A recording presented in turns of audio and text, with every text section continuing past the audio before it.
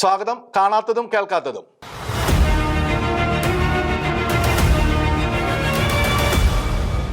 ഇറാന്റെ വധഭീഷണി കേട്ട് ട്രംപ് പേടിച്ചോ? അമേരിക്ക ആക്രമണ ഭീഷണിയിൽ നിന്ന് പിൻവാങ്ങിയോ? പരിഹാസപൂർവം അങ്ങനെ പ്രചരിപ്പിക്കുന്നവർ അവർ ചിലത് വിട്ടുപോയി. ഇറാനിലെ കശാപ്പ് ഭരണകൂടത്തിന്റെ ഭീകരതയ്ക്ക് ഇരയാകുന്ന സ്വാതന്ത്ര്യദ്രാഹികളെ, സ്വതന്ത്ര വസ്ത്രം ധരിക്കാൻ ആഗ്രഹിക്കുന്ന യുവതികൾ മുതൽ രാഷ്ട്രീയ ബഹുസ്വരതയ്ക്ക് വേണ്ടി ശക്തമായി പറയുന്നവർ വരെ അനേകരെ അടിച്ചമർത്തലിനെ ചെറുത്തതിന്റെ പേരിൽ അന്യായമായി വധശിക്ഷയ്ക്ക് ഇരയാക്കപ്പെട്ടവരെയും വധശിക്ഷ കാത്തുകഴിയുന്നവരെയും തടവറകളിൽ ക്രൂരമായി പീഡിപ്പിക്കപ്പെടുന്നവരെ ഇവരെയൊക്കെ മറന്നിട്ടായാലും ഇസ്ലാമിക പ്രീണനവും ഇസ്രായേൽ വിരുദ്ധതയും ട്രംപ് വിരോധവും നിമിത്തം ഇവിടെയും പലർക്കും ഇറാനിലെ ആയുത്തുള്ളയുടെ ക്രൂര ഭരണത്തെ പിന്താങ്ങണം. അവിടുത്തെ മനുഷ്യാവകാശ ലംഘനങ്ങളോ ഇറാൻ രാജ്യാന്തര ഭീകരരെ പോറ്റുന്നതോ അവർക്ക് വിഷയമല്ല. ഇരകളെ കുറിച്ച് പരിഗണനയുമില്ല. ട്രംപ് വിരണ്ടു എന്ന് പ്രചരിപ്പിക്കുന്ന അവർ മറ്റൊന്നും കൂടി മറന്നു. ട്രംപിന്റെ നാട്ടിൽ തന്നെ അദ്ദേഹത്തിനെതിരെ നടന്ന വധശ്രമങ്ങൾ നിസാരമായിട്ടെങ്കിലും ട്രംപിനെ പരിക്കേറ്റു. കെന്നഡിമാരും എബ്രാഹാം ലിങ്കനും ഒക്കെ വധിക്കപ്പെട്ട നാട്ടിൽ താൻ തന്നെ വധശ്രമം നേരിട്ടിട്ടും ഉലയാതെ നിൽക്കുകയാണ് ട്രംപ്. അങ്ങനെയൊരാൾ ഖമേനിയുടെ വിദൂര ഭീഷണി കേട്ട് നടുങ്ങിയെന്ന് പ്രചരിപ്പിക്കുവാനും വിശ്വസിക്കുവാനും ഇഷ്ടപ്പെടുന്നവർക്ക് അങ്ങനെയാകാം. ഖമേനിയേക്കാൾ മൂപ്പുണ്ടായിരുന്നു ഇറാന്റെ ആദ്യ പരമോന്നത നേതാവ് സാക്ഷാൽ ആയത്തുള്ള റുഹുള്ള ഖമേനിക്ക്. ആ നേതാവിന്റെ 37 വർഷം മുമ്പത്തെ വധശിക്ഷാ വിധിക്ക് സൽമാൻ റുഷ്ദി എന്ന നോവലിസ്റ്റിനെ വകവരുത്താൻ കഴിഞ്ഞില്ല. ട്രംപ് അമർത്യനല്ല. അമേരിക്കൻ പ്രസിഡന്റ് ആയതുകൊണ്ട് എല്ലാ ആക്രമണങ്ങളിൽ നിന്ന് എന്നേക്കും സുരക്ഷിതനുമല്ല. പക്ഷേ ഇറാന്റെ അഹന്തയെ ആഴത്തിൽ മുറിപ്പെടുത്തുന്ന പല വധങ്ങളും ഇതിനകം നടന്നു കഴിഞ്ഞു. അതിനൊന്നും പരാജയമെന്ന് വിളിക്കാവുന്ന വിധത്തിൽ പോലും തിരിച്ചടി കൊടുക്കാൻ ഇറാന് കഴിഞ്ഞില്ല, അല്ലെങ്കിൽ തുനിഞ്ഞില്ല. അങ്ങനെയൊരു ഇറാൻ ഏതോ മഹ്ദിയുടെ സഹായം കൊണ്ടോ ഇതുവരെ ആരും കേട്ടിട്ടില്ലാത്ത ഏതോ ആയുധം ഉപയോഗിച്ചോ ട്രംപിനെ വകവരുത്തുമെന്ന് വിശ്വസിക്കുവാൻ മതമൗഢ്യം പിടിപ്പെട്ടവർക്ക് കഴിയും. അവരെ പറ്റിച്ച് ചാനലുകൾ നടത്തി ഉപജീവനം കഴിക്കുന്നവർക്ക് അത്തരം മൗഢ്യം പ്രചരിപ്പിക്കാനും കഴിയും. ഖമേനിയുടെ ഭീഷണി അടുത്ത തവണ വെടിയുണ്ട പാഴാകില്ല എന്ന മട്ടിലാകുമ്പോൾ അമേരിക്കയ്ക്ക് ഉള്ളിൽ തന്നെ വെച്ച് തങ്ങൾ അത് ചെയ്യിക്കുമെന്നാകാം ഉദ്ദേശിച്ചതെന്ന് വേണമെങ്കിൽ കരുതാം. അതെന്തായാലും ട്രംപ് അത് കേട്ട് വിരണ്ടു എന്ന് ഇവിടെ ചിലർ പറയുന്നത് തെരുവ് നിലവാരത്തിലുള്ള പരിഹാസമല്ലേ? ട്രംപ് ചില കാര്യങ്ങൾ നിശ്ചയിച്ച് പ്രഖ്യാപിച്ചിട്ടുണ്ട്. ഇറാനിൽ പ്രക്ഷോഭം നടക്കണം, അത് ശക്തിപ്പെടണം. അത് നടത്തുന്നവരെ ഇറാൻ ഭരണകൂടം വധിക്കാൻ പാടില്ല. മറിച്ച് സംഭവിച്ചാൽ അമേരിക്ക ഇടപെടും. കാര്യം ഏതാണ്ട് വ്യക്തമാണ്. ഖമേനിയെ തട്ടിയെടുക്കാനൊന്നും ട്രംപ് ഉദ്ദേശിച്ചിട്ടില്ല. ആ ഭരണകൂടത്തെ ഇറാനിലെ ജനശക്തി താഴെയിടണം. പക്ഷേ പ്രക്ഷോഭം അത്രമാത്രം ശക്തമായിട്ടില്ല. അതുകൊണ്ട് ട്രംപ് കാത്തിരിക്കുന്നു. ഭരണകൂടം ഇനി കശാപ്പ് തുടരില്ല എന്ന പ്രതീക്ഷയിൽ. എന്തുകൊണ്ടാണ് ട്രംപ് ഇനിയും ഇടപെടാതെ കാത്തിരിക്കുന്നത് എന്നാണ് ഇറാനെ സംബന്ധിച്ച ശരിയായ അറിവ്. ഇറാനിലെ മത പോപ്പുലിസ്റ്റ് ഭരണത്തെ അട്ടിമറിക്കാൻ മാത്രം ജനശക്തി ഇപ്പോഴും പ്രക്ഷോഭകർക്ക് ഇല്ല എന്നത് തന്നെ കാരണം. ആ ശക്തി ഉണ്ടാകാനാണ് പ്രക്ഷോഭം തുടരണമെന്ന് ട്രംപ് പറയുന്നത്. അമേരിക്ക ഒപ്പമുണ്ടെന്ന് ധൈര്യപ്പെടുത്തുന്നതും. 1979 ഷാ വിരുദ്ധ പ്രക്ഷോഭം മതശക്തികൾ ഹൈജാക്ക് ചെയ്തതുവഴി അധികാരത്തിലേറിയത് മത പോപ്പുലിസം തന്നെയാണ്. അതിന് ശക്തി പകർന്നത് ഫ്രാൻസ് പ്രവാസത്തിലായിരുന്ന ഷിയ പണ്ഡിതൻ ഖമേനിയുടെ സ്വാധീനം. ഷാ ഭരണകൂടത്തെ താഴെയിറക്കാൻ ഇറാനിലെ എല്ലാ വിഭാഗം ജനങ്ങളും ഉണ്ടായിരുന്നു. പാശ്ചാത്യ ബന്ധത്തോടെ രാജ്യത്ത് പുരോഗതി കൊണ്ടുവന്നെങ്കിലും ഭരണകൂടത്തിന്റെ മറ്റു കെടുതികൾ ജനരോഷമിളക്കി. ഭരണവിരുദ്ധ പ്രക്ഷോഭത്തിന് സമൂഹത്തിലെ ചിന്താജീവികളടക്കം പേർ കൂട്ടുചേർന്നു. പാശ്ചാത്യ വിരുദ്ധതയുടെ പേരിൽ ഷിയ മത നേതൃത്വ ഗണവും പ്രക്ഷോഭത്തോട് ചേർന്നപ്പോൾ അതിനെ ചിന്താജീവികൾ പ്രോത്സാഹനമായി കണ്ടു. പക്ഷേ പ്രക്ഷോഭാന്ത്യത്തിൽ മതഗണം ഇറാനിലെ രാഷ്ട്രീയത്തെ ഹൈജാക്ക് ചെയ്തപ്പോൾ അവർ നിശബ്ദരായി, ഒന്നും ചെയ്യാൻ കഴിയാത്തവരായി. സാധാരണക്കാർക്ക് വേണ്ടി ഭരണ സംവിധാനത്തെ വെല്ലുവിളിച്ചിറങ്ങിയ മതഗണത്തെ രാഷ്ട്രീയ വിമോചകരുടെ നിരയിലാണ് ഇറാൻ ജനത കണ്ടത്. അത് ഇറാനെ കെണിയായി. ഭരണം ജനാധിപത്യത്തിന്റെ പേരുള്ള മതസമിതിയുടെ കയ്യിലായി. പരമോന്നത ഭരണാധികാരം ആയത്തുള്ളയൊക്കെ ആയി. മതകൂറുള്ള പ്രത്യേക സൈനിക വിഭാഗം IRGC ഇറാന്റെ നിയന്ത്രണം കൈക്കലാക്കി. ആ പിടിയിൽ നിന്ന് ഇറാനിലെ ജനതയ്ക്ക് രക്ഷപ്പെടുക എളുപ്പമല്ല. ഭരണകൂടത്തെ താഴെയിറക്കുന്ന നീക്കം ഇതുവരെ ഇറാനിൽ സംഭവിക്കാതെ പോയത് പ്രക്ഷോഭം രാജാവിനോ ഏക സ്വേച്ഛാധിപതിക്കോ എതിരെയല്ല എന്നതുകൊണ്ട്. അധികാരത്തിലുള്ളത് മതം നിയന്ത്രിക്കുന്ന വിദഗ്ധ സമിതി നിയോഗിച്ച ആയത്തുള്ള എന്ന പരമോന്നത നേതാവും മതക്കൂറുള്ള സൈന്യവും ചേർന്ന മത പോപ്പുലിസമാണെന്ന രാഷ്ട്രീയ വിശേഷവും നിമിത്തം മതപരമായ അടിച്ചമർത്തലിനെതിരെ നടന്ന പ്രക്ഷോഭങ്ങൾക്ക് പിന്നാലെ സാമ്പത്തിക കെടുതിയുടെയും വിലകയറ്റത്തിന്റെയും പേരിൽ കൂടി ഇറാനിൽ പ്രതിഷേധം പടർന്നപ്പോൾ ഇക്കുറി ടെഹ്റാൻ ഇളകുമെന്ന് ബാഹ്യ ലോകം ധരിച്ചു. അമേരിക്ക നിശ്ചയമായും മോഹത്തോടെ അത് പ്രതീക്ഷയാക്കി. പക്ഷേ അട്ടിമറിക്ക് അനുകൂലമല്ലാത്ത ഘടകങ്ങളെല്ലാം പഴയ മട്ടിൽ ഇറാനിൽ നിലനിൽക്കുകയാണ്. പ്രക്ഷോഭങ്ങൾക്ക് ഏകീകരണമില്ല. ജനശക്തി ഒന്നിച്ചുകൂടാൻ പോന്ന ജനനേതാവില്ല. ബാഹ്യശക്തിയുടെ ഇടപെടൽ എന്ന് കേട്ടാൽ ഉടൻ ദേശീയബോധം ഉണരുന്നവരാണ് ഇപ്പോഴും ഇറാൻ ജനതയിൽ നല്ല പങ്ക്.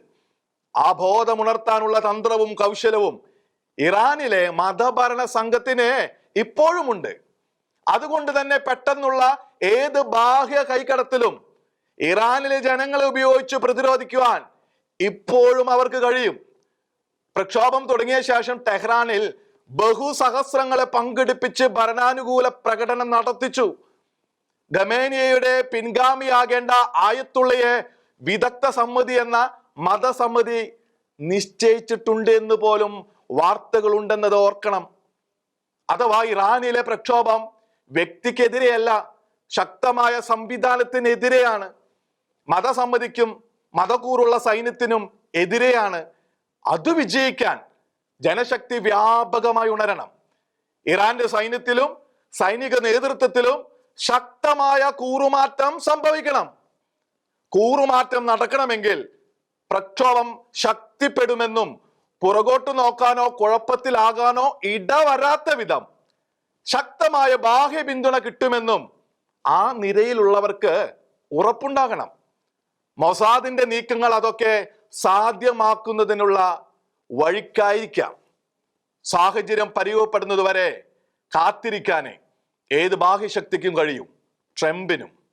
ആ കാത്തിരിപ്പിനെ പേടിച്ചുള്ള പിന്മാറ്റം എന്ന് വിളിച്ചാൽ ഒരർത്ഥത്തിൽ ശരിയാണ്.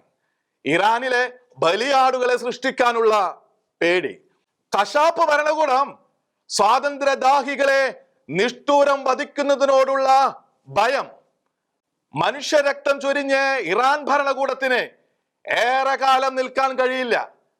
ഖമേനി ഭരണകൂടം വധിച്ചവരുടെ ജീവൻ ലോക സമൂഹത്തോട് ആവശ്യപ്പെടുന്നത് ഇറാനിലെ ജനതയുടെ സ്വാതന്ത്ര്യമാണ്. അതിനുള്ള നീക്കം ട്രംപിന്റെയോ അമേരിക്കയുടെയോ പരസ്യ വിളംബരത്തോടെ മാത്രമായിരിക്കുമെന്ന് ഉറപ്പിക്കേണ്ട. Midnight ഹാമറുകൾ Trump ഉപേക്ഷിച്ചിട്ടില്ല.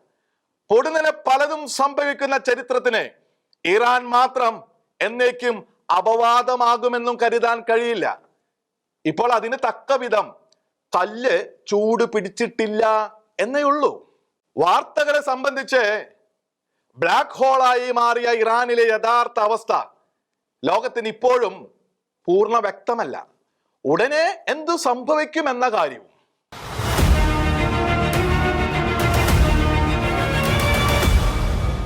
ഇത് ചില ക്രൈസ്തവർക്കുള്ള മുന്നറിയിപ്പാണ്. അല്പം വേദപാഠം. വിഷയം ദൈവകോപം. സ്വർണം തട്ടിയെടുക്കൽ സംഭവത്തിൽ ദൈവം കോപിച്ച് പ്രതികളെ കുടുക്കി എന്ന മട്ടിലുള്ള പ്രചാരണം ക്രൈസ്തവർക്ക് വിശ്വസിക്കാനുള്ളതല്ല. അത്തരം ദൈവകോപവും ദൈവത്തിന്റെ ശിക്ഷയും ക്രൈസ്തവ പാഠമല്ല. ക്രൈസ്തവ കുടുംബത്തിലെ അംഗമായിട്ടും അത് വിശ്വസിക്കുന്നെങ്കിൽ യേശു ക്രിസ്തുവിനെയും അവിടുന്ന് വെളിപ്പെടുത്തിയ സത്യദൈവത്തെയും അറിയാതെ പോകുന്നത് കൊണ്ടാണ്. അത്തരം വിശ്വാസം പറഞ്ഞു കൊടുക്കുന്നവരും അങ്ങനെ തന്നെ.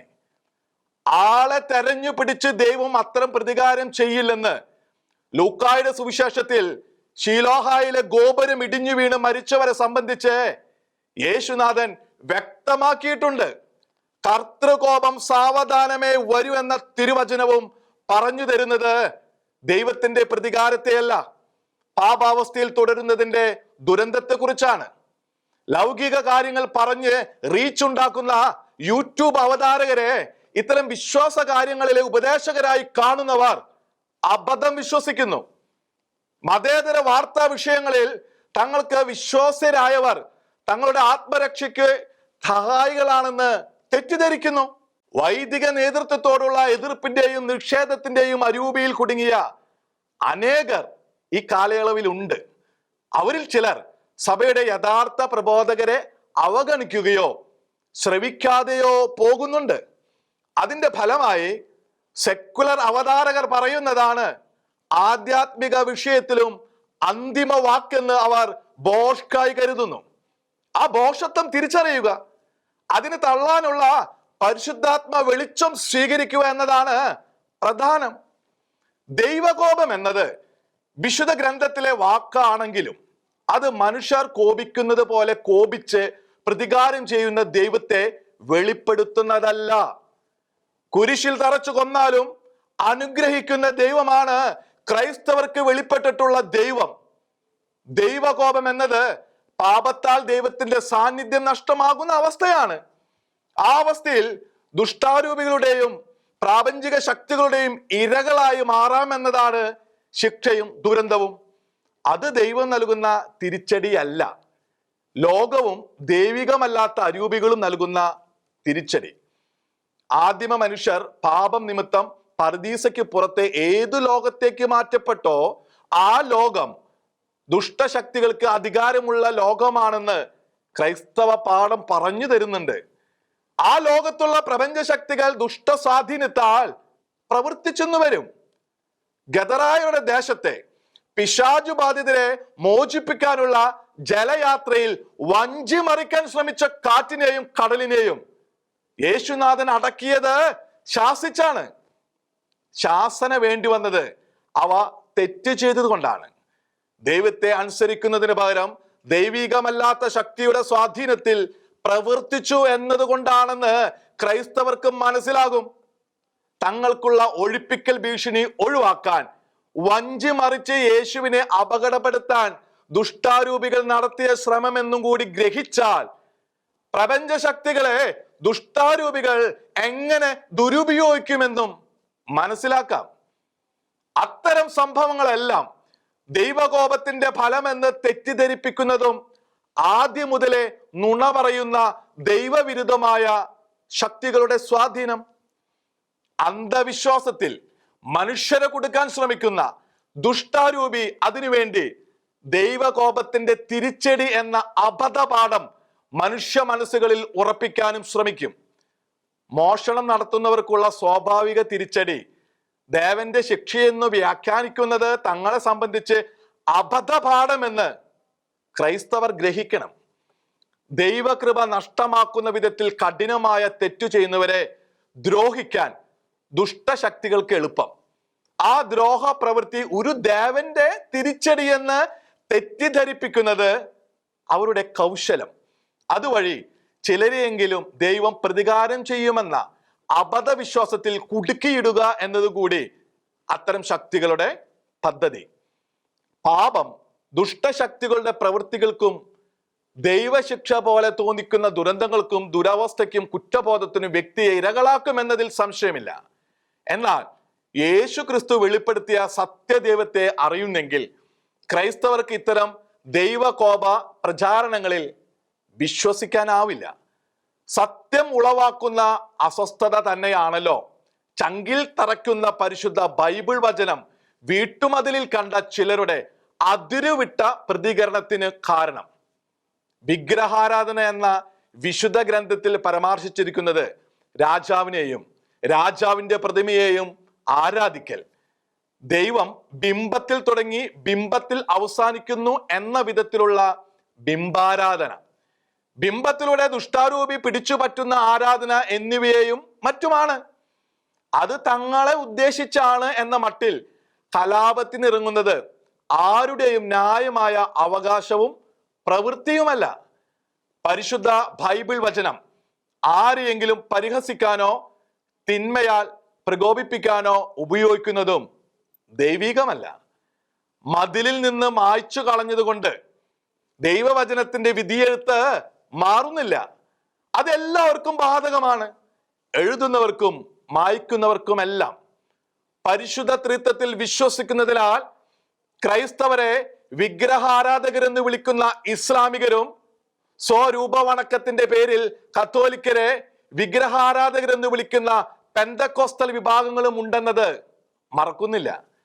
വിശ്വാസ സ്ഥിരത കൊണ്ടല്ലാതെ അക്രമം കൊണ്ട് അവരെ നേരിടാൻ ക്രൈസ്തവർക്കോ കത്തോലിക്കർക്കോ പ്രേരണയില്ല. വിശ്വാസം അതിനല്ല പ്രേരിപ്പിക്കുന്നതും.